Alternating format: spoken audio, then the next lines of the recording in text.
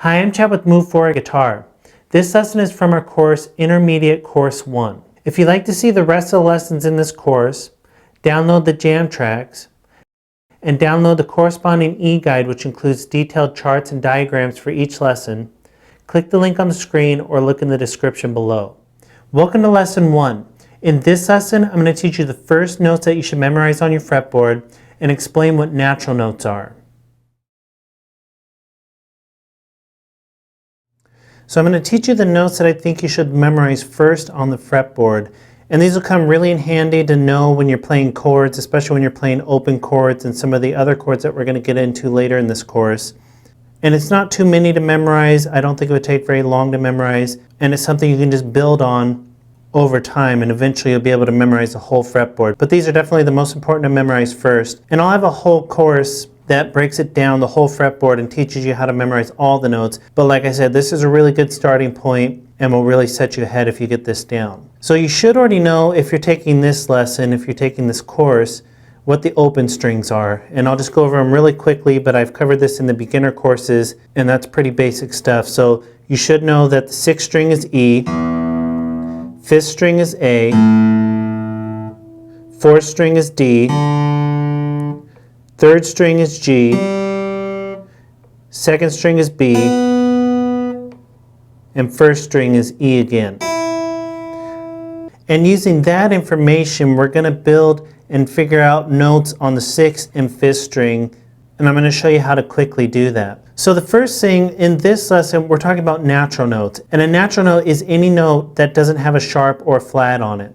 And I'll talk about sharps and flats in the next lesson, but just know that natural notes, for example, if you see an A and that's all you see, or you see a G and that's all you see, no sharp or flat written after it, that's a natural note. And the musical alphabet follows the regular alphabet, except that it stops at G and then starts over. So the musical alphabet is A, B, C, D, E, F, G, and then it starts back over at A. So it just goes right along with the regular alphabet, except it stops at G and then starts back over. And then one more thing that we need to touch on before I show you what notes to memorize is the difference between half steps and whole steps.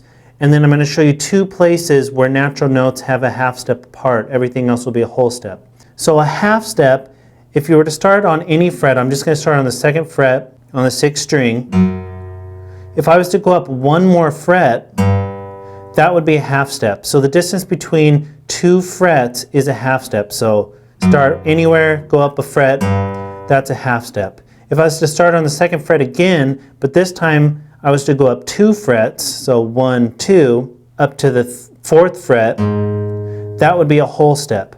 So 2 frets apart is a whole step. So from the 2nd fret to the 4th fret is a whole step. From the 2nd fret to the 3rd fret is a half step, no matter where you play that on the guitar. And this is important to know for many reasons on the guitar, but for right now it's important to know because all natural notes are a whole step apart, meaning 2 frets apart, except E and F and B and C. So anytime you have an E, the F is right after it on the next fret. Anytime you have a B, C is right after it on the next fret. And if you visualize a piano or go look on a piano, that would be any place that you see 2 white keys together, because on the piano, the white keys are your natural notes, A, B, C, D, E, F, G, with no sharps and flats. The black keys are your sharps and flats. Like I said, we'll talk about that in the next lesson. All your natural notes are a whole step apart, meaning there's a black key in between 2 white keys, except between E and F and B and C. So that's really important. If you look on your chart in your e-guide, you'll be able to see that. So that means if we're to start on the 6th string, open E, that's how we can figure out what the natural notes are that I'm going to teach you. And I'm going to teach you 3 notes to memorize on the 6th string, 3 fretted notes, and 3 fretted notes to memorize on the 5th string. So if we start with the open E, go up a half a step, we know that's an F, because E and F are 1 half step apart, and from the open string to the 1st fret is a half step. If we go from F a whole step up, now we're on G. If we go from G, which is in the 3rd fret, a whole step up to the 5th fret, now we're on A. So we have E, the open string, F, the 1st fret, G, the 3rd fret, A, the 5th fret. And you'll see that's just following the musical alphabet. E, F, G, And then when you hit G, that's where you start over in the musical alphabet, so A. So those are the first notes to memorize on the 6th string. On the 5th string, we're going to start with the open A. Then we're going to go up a whole step, which is the 2nd fret. That's a B.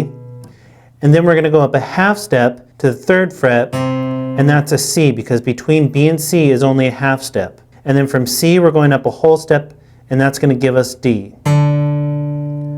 So you have A, open string, B, 2nd fret, C, 3rd fret, because B and C are a half step apart, and then D, 5th fret. And you can see that's following right along with the musical alphabet, A, B, C, D. And then the last notes we're going to memorize, which are really easy, is on the 1st string, which I didn't mention that, but it's not something you have to think too much about because the 1st string and the 6th string are both E. The open strings are E. That means anything that happens on the 6th string happens on the 1st string. They have the same note name. So that means open string E, 1st fret F, 3rd fret G, 5th fret A. But that's the exact same thing, exact same names that are going on the 6th string. They're just in a higher register. So those are the first notes to memorize, and this is really going to help you out as you're learning guitar.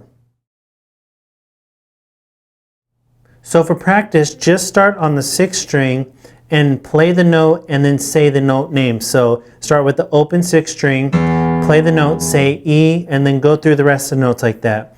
E, F, G, A, and then go back. So A, G, F, E. Do that over and over and then randomize it. So just still stay on the 6th string for now. So you can go E, A, F, A, G, E, F, A. Just play them in a random order, play the note and then say it, because you really want to play it and hear that note when you say it so you can recognize it with your ear as well. Then once you can do that, do the exact same thing on the 5th string. Start with the open A, B, C, D, and then go back D, C, B, A. Do that over and over and then randomize it. C, B, D, A, whatever. Just do them in a random order until you really lock in where those are. And then you can go do it on the 1st string as well, which is just the same as the 6th string.